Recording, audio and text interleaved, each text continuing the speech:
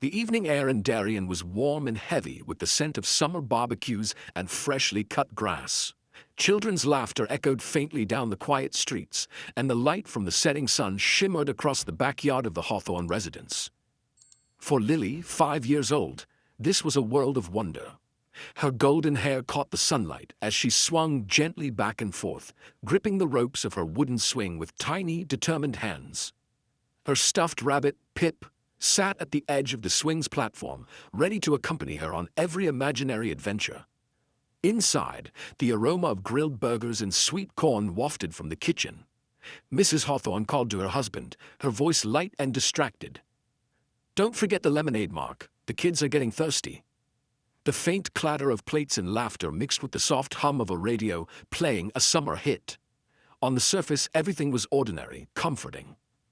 But, as with all ordinary evenings, the calm carried the weight of things unnoticed, of secrets and shadows. Lily's little feet tapped against the grass as she leaned back, laughing as the swing soared higher. She didn't notice the figure watching from the corner of the yard, an unfamiliar man who had appeared earlier that week in the neighborhood. His clothes were simple, nondescript, but his eyes were sharp, calculating. He lingered near the garden shed, where mulch had been freshly laid. A delivery driver, he had claimed to be friendly and helpful in passing. But tonight, something different lingered in the lines of his face, in the way he watched Lily. "Lily," her mother called, a gentle warning. "Be careful, sweetheart." The girl waved, barely hearing her, caught in the joy of the swing, the world stretching endlessly before her. In her innocence, she didn't see the oversized boot print pressed faintly into the mulch near the shed, an unintentional signature left by someone whose intentions were far from innocent. Inside, Mr. and Mrs. Hawthorne's small party carried on. Friends and a few neighbors chatted, laughing about the mundane things of suburban life. Among them was Mr. Harrison, the quiet widower from 3 doors down. He smiled politely, keeping mostly to himself, sipping his beer. Though the community had always whispered about his odd hours and reclusive tendencies, tonight he was nothing more than a background figure in the calm suburban scene. Outside, shadows lengthened. Lily's laughter rang against the fence, bright and carefree. The man near the shed adjusted his grip on a small item hidden beneath his jacket. A sudden scream, or perhaps it was the squeak of Pip being crushed under a boot, cut through the evening air, sharp and piercing. For a moment the party inside froze. Glasses rattled, conversation halted. Mrs. Hawthorne's heart jumped. "Lily," she called, voice suddenly tense. She stepped outside, expecting the worst, but what she found was nothing. The swing moved gently in the breeze, Pip lying neatly on the grass as if nothing had happened. The yard was otherwise empty. Panic clawed at her chest. "Mark, she's gone." Her voice carried across the neighborhood, mingling with the distant hum of cicadas. Guests poured out onto the lawn, confusion spreading like wildfire. Every eye scanned the yard, the streets beyond, the darkening corners where shadows clung. But Lily had vanished, leaving only a small boot print in the mulch and a lingering sense of unease. The police arrived within minutes, but the scene was already tinged with chaos. Officers examined the swing, the toy, and the surrounding garden. Statements were taken, and questions were asked. But the little girl had seemingly disappeared into thin air. There was no sign of forced entry, no clues left behind except the faint boot print. The investigation began immediately, and suspicion fell naturally on those nearby. Mr. Harrison, the reclusive neighbor, became an easy target. His odd habits, the way he lingered in shadows, made him a figure the police couldn't ignore. Yet, despite intense questioning and pressure from a fearful community, nothing tied him directly to Lily's disappearance. Weeks passed, leads grew cold. The neighbors whispered, speculated, and gossiped, but the truth remained hidden, as invisible as the child herself. Meanwhile, the Hawthornes were left in a limbo of grief and confusion. Each passing hour weighed on them with unbearable intensity. Nights were sleepless, filled with imagined screams and visions of a small child lost in the vastness of the world. They clung to hope, praying that Lily would be found, even as evidence dwindled and the case seemed destined to fade into memory. Unknown to the Hawthornes, the key to the mystery rested in small, overlooked details: the precise placement of Pip, the seemingly meaningless boot print, and a secret that would remain buried for decades. a truth that no one could see, hiding in plain sight, waiting for the right moment and the right technology to finally bring it to light. As the evening turned into night, Darien's quiet streets seemed emptier than before. Lights in neighboring houses flickered on one by one. The air was still except for the occasional bark of a dog or the far-off sound of a passing car. But in the darkness of one small backyard, a story had begun. One that would haunt a community for more than 30 years, weaving together fear, deception, and a secret so carefully guarded it would take generations to uncover. The air hung heavy as the sun dipped below the horizon, painting the backyard in dusky oranges and grays. Lily laughed once more on the swing, unaware of the shadow lingering near the garden shed. The man, Walter Jennings, stood silently, heart beating calmly beneath a facade of ordinary routine. He adjusted his coat, revealing the glint of a small pistol tucked beneath his jacket. His eyes never left the child. "She's beautiful, so small, so unaware," he muttered under his breath, as though rehearsing lines in a private play. He crouched slightly, trying to remain out of view, while his hand rested on the weapon. He had rehearsed this scenario for days in his mind, imagining every possible reaction from the child, the parents, the neighbors. Tonight, everything aligned. The house was busy, the adults distracted, the night quiet. Lily's swing slowed, the ropes creaking with a soft rhythm. She leaned forward, peering over the edge. "Pip, are you ready?" she whispered to her rabbit, giving it a little nudge. A squeak echoed faintly.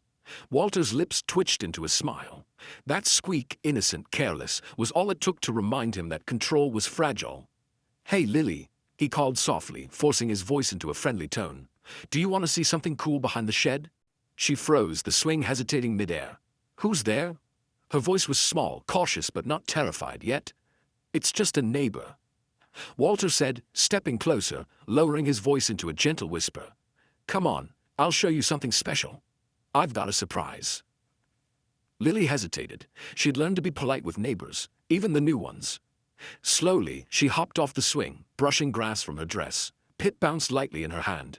Her small steps were silent, except to Walter, whose own movements were calculated to avoid making a sound. Every decision mattered. One wrong move, one sudden glance from inside the house, and the plan would unravel. "Here, Lily," he said, kneeling slightly to appear non-threatening.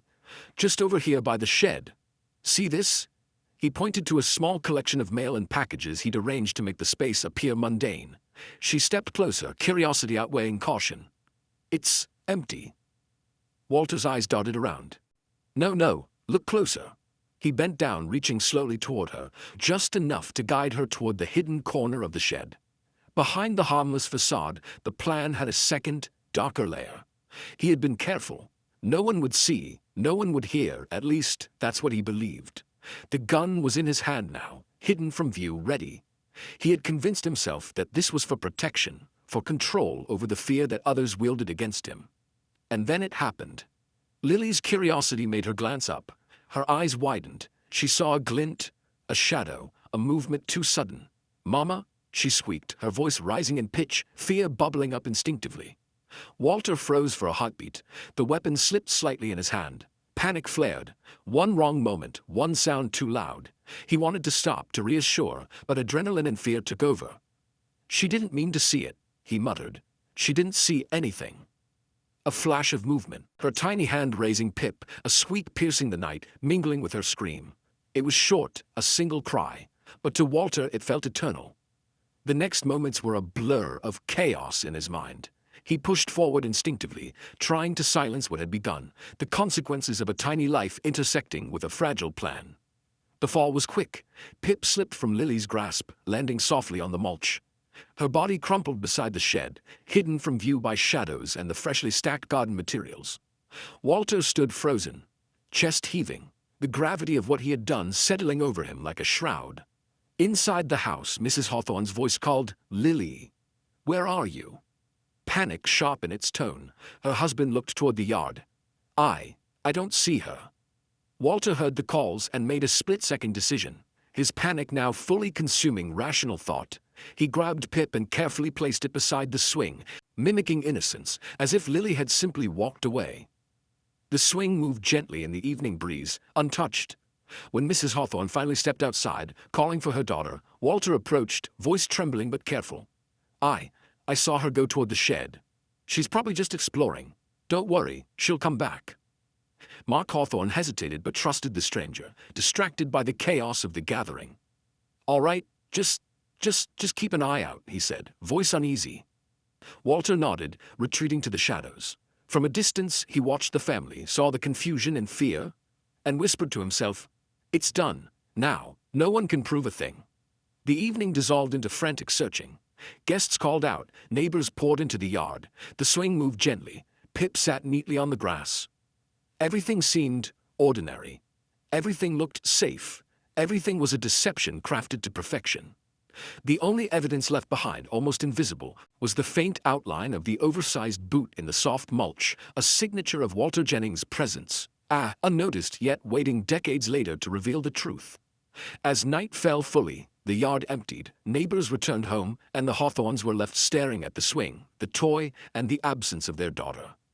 The panic and fear mingled with confusion. Questions would linger for years. How could a child vanish so completely? Who could have taken her, and why? But the answer, hidden in plain sight, would not emerge until decades later. The first light of dawn spilled over Darien's quiet streets, but the Hawthorne house remained a scene of chaos. Police cars lined the curb, officers moving in a silent, urgent rhythm. The backyard, once the site of laughter and innocence, now carried the weight of fear, grief, and unanswered questions. Mark Hawthorne's hands shook as he spoke to Detective Collins, a seasoned investigator with graying hair and tired eyes. "Detective, please, you have to find her," Mark said, voice breaking. She was just playing, and now she's gone." Collins crouched slightly to meet his gaze. "We'll do everything we can, sir. Tell me exactly what happened. Every detail matters." Inside the house, Mrs. Hawthorne sat on the couch, clutching Pip to her chest. Her face was pale, lips pressed tightly together. Her mind raced, replaying the evening over and over. The backyard, the swing, the muffled sounds she thought were just part of play, now they carried a sinister weight. She whispered under her breath, "Oh God, Lily." Detectives began their methodical sweep. They photographed the swing, the toy, the garden shed, and the faint boot print in the mulch. Officers dusted for fingerprints, taking every scrap of evidence as if the smallest detail could unlock the mystery. Interviews were conducted with neighbors, friends, and anyone present at the small barbecue. Each description added pieces to a puzzle that refused to form a coherent picture. Mr. Harrison, the reclusive neighbor, was the first to be questioned. He sat on his porch, hands folded, avoiding eye contact. Detective Collins approached, notebook ready. "Mr. Harrison, I understand you were in your yard last night. Did you see anything unusual?" Harrison shifted uncomfortably. "I saw the child playing, yes, that's all. I heard a scream, but I didn't see anything happen. I mind my own business." "Did you notice anyone else in the yard? Any strangers?" Collins asked, eyes narrowing slightly. "No, just the family." "That's it," Harrison replied, voice firm. Despite the polite denials, suspicion hung over him like a shadow. His past, years of odd behavior, minor complaints about trespassing, made him an easy target for scrutiny. Investigators pressed him further, but he maintained his innocence. Weeks of questioning, surveillance, and background checks yielded nothing. Yet, in the court of public opinion, Harrison became a figure of quiet fear and mistrust. Meanwhile, the Hawthorns tried to maintain a fragile semblance of normalcy for their other children. Every creak of the floorboards, every distant bark, every passing car was a potential signal. Nights were sleepless, filled with imagined cries, imagined dangers, the gnawing terror of a vanished child. Friends and family offered comfort, but nothing could fill the void or explain the absence. Detective Collins stood in the backyard examining the swing and the toy once more. He knelt by the boot print, brushing mulch aside, trying to imagine the events that had taken place in the shadows of that night. Who would do this, and why? He muttered to himself. His partner, Detective Ramirez, glanced over. "Someone planned it," Ramirez said softly. "Look at the toy, the swing, all staged. Whoever did this didn't just act on impulse. They wanted control. They wanted us to look somewhere else." Collins nodded, feeling the weight of years of unanswered questions press against his chest. But who, and why pick a child? Days turned into weeks, leads went cold, witnesses recalled vague details, an unfamiliar car passing the street, a shadow moving near the garden, but nothing concrete. The media arrived, amplifying fear with headlines of vanished in the night and suburban mystery horror. Community meetings were held, parents kept children inside, eyes scanning for the slightest anomaly.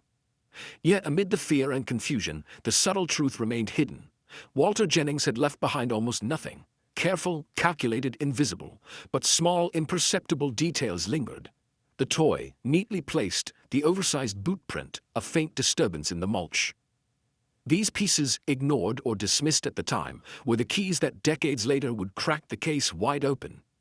Mrs. Hawthorne, meanwhile, lived a private, tense life, her secret pressing against her ribs. She attended police interviews with a calm exterior, hiding the tremor in her hands, the guilt in her eyes.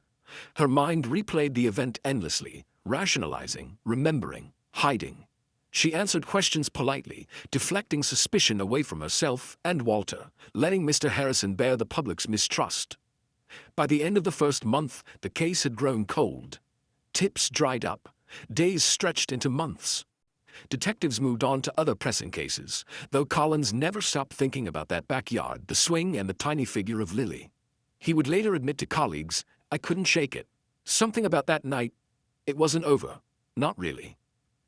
The neighborhood, once quiet and safe, became haunted by the absence of a child. Empty swings, closed blinds, whispered suspicions. All signs of a fear that lingered long after the sun set on that August evening. And yet, hidden within the seemingly mundane details, the truth waited patiently, tucked away in shadows, waiting for a future that could finally illuminate it. Years passed, and the quiet streets of Darien carried an echo that never faded. The Hawthorne house remained the same from the outside, but inside, every corner held a memory of Lily, the swing that no one dared touch, the toy rabbit that collected dust on a shelf, and the empty spaces that once carried laughter. Mark and Mrs. Hawthorne moved through life with an invisible weight pressing on their shoulders. Every conversation, every glance, carried the ghost of what had happened that August evening. Detective Collins had retired from the force years ago, but he never forgot Lily. He would tell his colleagues, quietly and privately, "Some cases don't end. You walk away, but they walk with you." Friends of the family moved on, neighbors changed, the world around them evolved, but the case remained stagnant, frozen in 1982, a puzzle missing its most crucial piece. During this time, Mr. Harrison quietly relocated, leaving behind his old home and the whispers of suspicion. Though he had never been guilty, the stain of the investigation followed him, an unfair burden he carried in silence. Meanwhile, the Hawthornes grappled with grief that refused to relent. Holidays, birthdays, summer barbecues, all became muted shadows of the life they once had. Lily's siblings would ask questions sometimes, and the parents would force smiles, carefully avoiding the topic that had shattered their world. Occasionally, new investigators would revisit the case, hoping for a fresh perspective. They examined old files, re-interviewed neighbors, and looked at the evidence that had been collected. Photographs of the swing, Pip, and the faint boot print. Fingerprints had never yielded results, and the initial leads had gone nowhere. But the boot print, the faint, oversized imprint, always caught the eye of those who examined it carefully. Something about its size and shape felt deliberate, calculated, a hidden signature left by someone who thought no one would ever see. Mrs. Hawthorne carried her secret like a living thing. She told no one the truth of that night, not even close friends. Walter Jennings had left the area months later, vanishing into the rhythm of his ordinary life, a phantom whose presence remained unknown to the wider community. The guilt pressed on her chest constantly, a quiet, suffocating weight. Some nights she would wake, clutching Pip in trembling hands, and whisper apologies into the darkness. Meanwhile, the media occasionally revisited the story. Headlines recirculated in local papers, each one a reminder that the mystery had never been solved. Vanished in the suburbs, child missing for decades, who took Lily Hawthorne? The questions never stopped, but answers remained elusive. Community meetings were held, volunteers organized searches, and detectives tried to leverage any new technology they could, but the evidence had grown old, degraded, and seemingly meaningless. Yet even in the quiet despair, small anomalies persisted. The placement of the toy, the boot print, the subtle inconsistencies in neighbor statements. They were all tiny whispers, hints of a story that had been obscured, waiting decades for someone with the right tools to listen. It wasn't until 2017, 35 years later, that the faintest light pierced the darkness. Advances in DNA technology had transformed cold case investigations across the country. Labs could now extract genetic material from surfaces and items long thought unusable. Detectives began reviewing the Hawthorne case again, looking at the evidence with new eyes. Pip, the toy rabbit that had sat untouched for decades, became the first focus. Scientists swabbed its fabric meticulously. They found trace DNA, not just from Lily, but from a woman in the household, Mrs. Hawthorne. At first, they dismissed it as ordinary contact DNA, the result of years of holding, hugging, and cleaning. Then they returned to the boot print. The plaster cast, long stored in evidence, contained tiny mud particles. DNA extraction from these particles revealed a match: Walter Jennings, the delivery driver who had mysteriously appeared in the neighborhood shortly after Lily's disappearance. The revelation stunned everyone. Jennings had never been seriously investigated. His presence had been subtle, ordinary, blending seamlessly with the community. Detective Ramirez, now leading the reopened case, leaned back in her chair, staring at the results. After all these years, it wasn't the neighbor. It was him. All along, it was Jennings. Her voice trembled with disbelief and frustration. Collins, now long retired, received a call from Ramirez. "I think we finally have something, Frank. DNA from the boot print, Jennings." Collins's hand shook as he held the phone. 35 years we got it wrong. The breakthrough brought renewed attention. Police began tracing Jennings' movements, reconstructing his life, and confirming connections that had gone unnoticed in 1982. He had left the area soon after the disappearance, starting a life elsewhere, seemingly ordinary, blending into anonymity. But the DNA evidence left no room for doubt. For the Hawthornes, the revelation was bittersweet. Relief mingled with the crushing weight of decades-long grief. Their daughter's story, obscured for more than 30 years, would finally come to light, exposing the truth of what had been carefully hidden. And yet, even with answers, the emotional toll remained. The life Lily had lived, the years stolen, the innocence lost, they could never be returned. The news of the DNA match sent shockwaves through the Darien Police Department. Detective Ramirez paced her office, files spread across her desk like a carefully mapped constellation, each piece of evidence connecting dots decades old. "We have him," she said quietly to herself. "We finally have him." But the work was far from over. Walter Jennings had vanished from Darien more than 30 years ago. His records led to a string of temporary addresses across multiple states. He had lived quietly, blending into the fabric of ordinary life. No arrests, no complaints, no reason for anyone to suspect him. Tracking him required patience, old-school legwork, and the modern tools of forensic genealogy. Detective Ramirez and her team began by building a family tree, tracing Walter's relatives through public records, social media, and old phone directories. They discovered connections to distant cousins, neighbors, even a half-forgotten high school yearbook. Each small lead created a lattice of possibility, a web that narrowed the search without revealing the full scope of his life. Meanwhile, investigators revisited the night of Lily's disappearance. They reconstructed every movement, every gesture, using testimony from neighbors, archived interviews, and painstaking examination of old photographs. Pip, the rabbit, became central to the narrative. DNA traces showed Walter's contact, and small overlooked details. The boot print placement of the toy, the lack of forced entry, told a story of deliberate manipulation. They interviewed Mrs. Hawthorne again, this time with the evidence of Walter's involvement clear. Her answers were careful, defensive. I don't know what happened," she said softly, gripping Pip to her chest. "I didn't see anything. I thought it was just a scream from the toy. He told me to keep calm." Her voice quivered, the weight of decades pressing on every word. Detectives pieced together the timeline. On August 15, 1982, Walter had arrived in the neighborhood under the guise of a delivery. He lingered near the Hawthorne house, studying routines, identifying moments of distraction. When Lily wandered to the swing, he followed, hidden but attentive. The confrontation near the shed had been brief but catastrophic. Her squeal, combined with the accidental exposure to his weapon, triggered panic. The toy fell, the swing swayed gently, and the scene became staged, a cruelly perfect illusion of innocence. The investigation revealed even more chilling details. Walter had meticulously planned the cover-up. Pip was left where Lily would be expected to play, creating a decoy. The oversized boot print was both a trace and a calculated misdirection. When Mrs. Hawthorne inadvertently became involved, he coerced her into silence, leveraging her fear to ensure the secret remained buried. Through social media and genealogy databases, the team located Walter Jennings in a quiet suburb hundreds of miles away.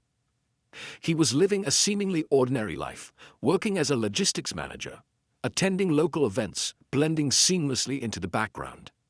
Surveillance confirmed his identity, and investigators quietly prepared for the arrest. As police closed in, they also gathered evidence for the courtroom. They documented every detail of the original crime, the decades-long concealment, and the painstaking work that had led to this moment. Each item, the toy rabbit, the boot print, archived interviews, DNA evidence, was catalogued meticulously, ready to tell the story that had been hidden for over 3 decades. Finally, Walter was located at his home.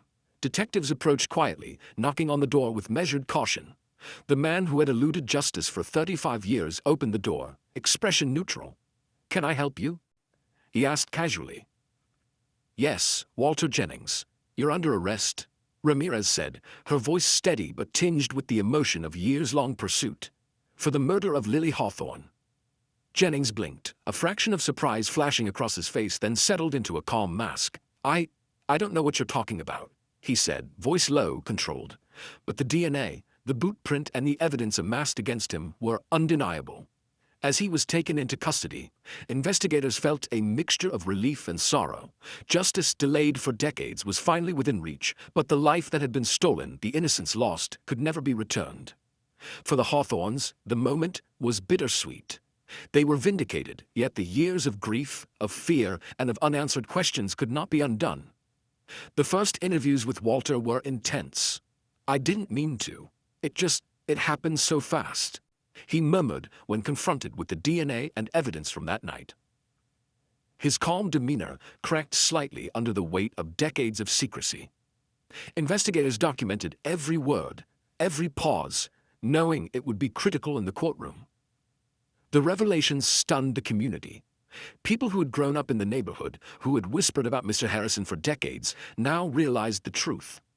The real culprit had been a man hiding in plain sight, using careful calculation and the trust of the Hawthornes to mask his crime. The shock rippled through the town, blending relief, anger, and disbelief. For Detective Ramirez and her team, the work continued, not in the streets, but in preparation. Each piece of evidence, each reconstructed detail, each witness statement would build the narrative for the trial. They understood the stakes, not just for the law, but for the family, for the community, and for history itself. The courthouse in Darien was packed, a mix of reporters, townspeople, and the Hawthorne family, all carrying decades of anticipation, grief, and hope. The air was thick with tension. The fluorescent lights overhead reflected off polished floors, casting a cold glow on faces lined with years of unanswered questions. Inside, Lily's empty presence felt almost tangible, a silent witness to the proceedings. Mark and Mrs. Hawthorne sat together, holding hands tightly.